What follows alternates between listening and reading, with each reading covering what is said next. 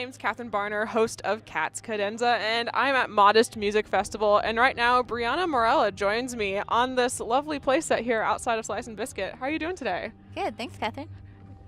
So, have you been to Moscow before?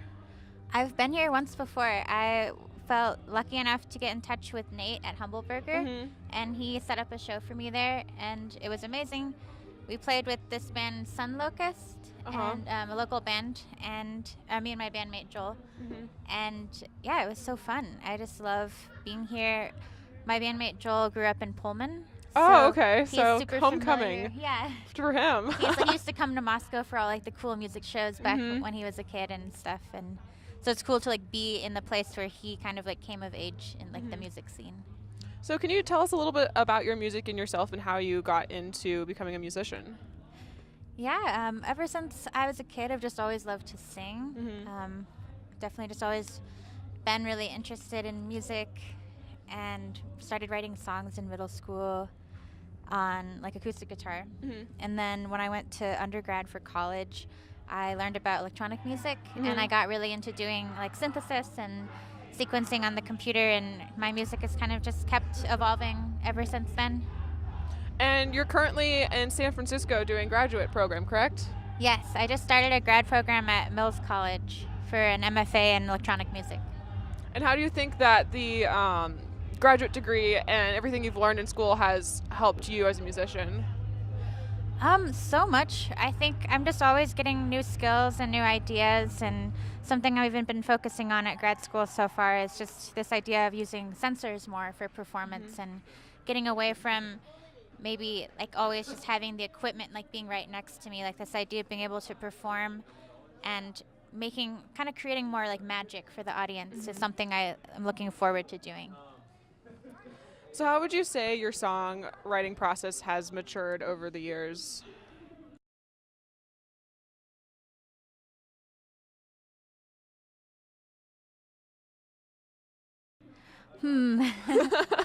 That's a good one. I think I'm always definitely interested in writing love songs. I think I am really moved by my relationships with people and friendships. Like I think a lot of the songs are about love, but not in like a romantic love, you know, like a friend love or family love, and just exploring all different types of what that means and how my feelings and their feelings are affected by like having these close relationships with people. But I think maybe in my kind of evolving songwriting that I'm kind of looking more toward trying to, I think, incorporate like broader senses of trying to create understanding between people in the world, because I think there's so much sadness and people not understanding each other in the world that creates a lot of conflict, and thinking about like how can that be something to like unify more people, and like how can you write songs to help people understand each other.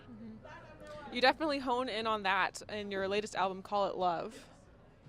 Thank you. And in that album, you went more in a pop direction compared to the albums previous to that. So why did you decide to do that?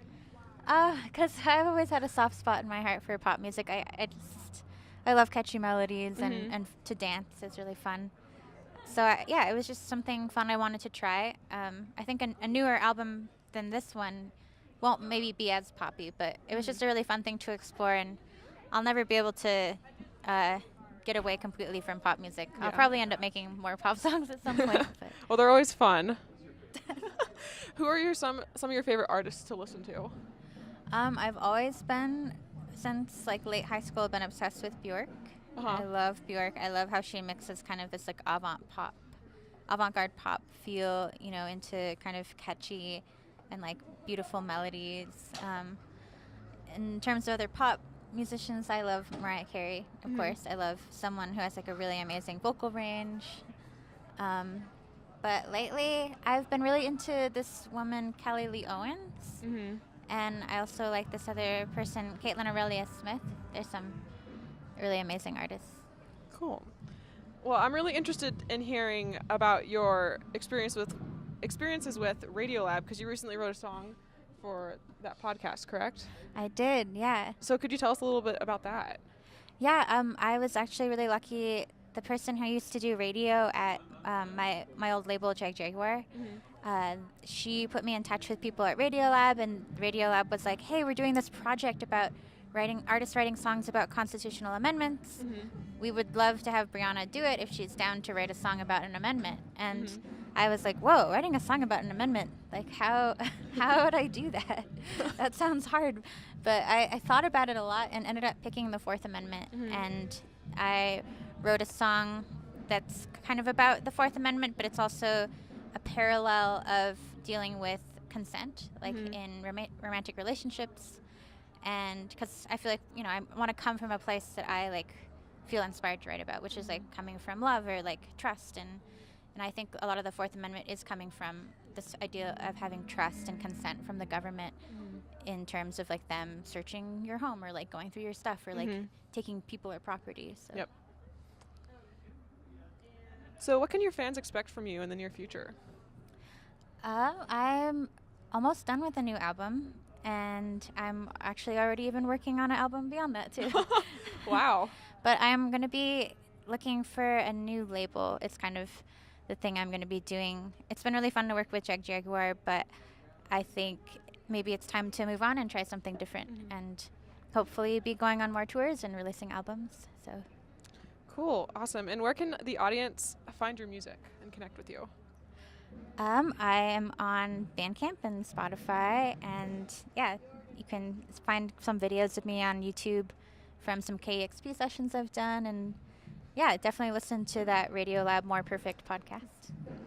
Awesome. Well, thank you so much for sitting down with me today. Yeah, thanks, Katherine.